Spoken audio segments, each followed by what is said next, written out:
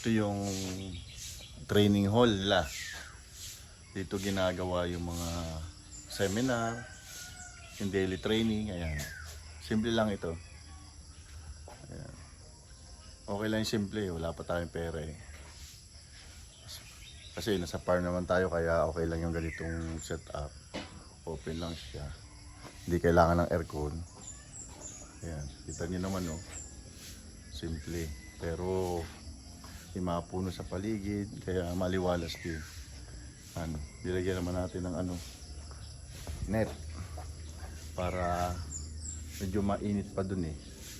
Kaya ginawa natin, nilagyan natin ito para yung pagdating ng hapon hindi gaano mainit. Mababawas din ng yan. Nilagyan namin ng konting kortina. Kortina ba rin? Tela sa ibabaw. Ito, ayos din oh. Igawa ng mga estudyante. Yan.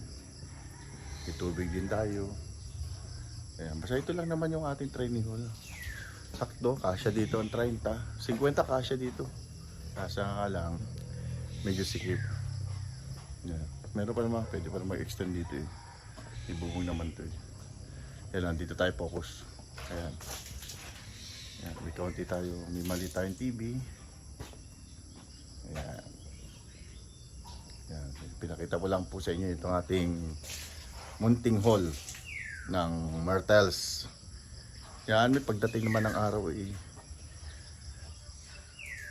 Baka magka-aircon na rin ito. Tuwing taglamig lang. Yun, open siya eh, kaya malamig. Yan, sige.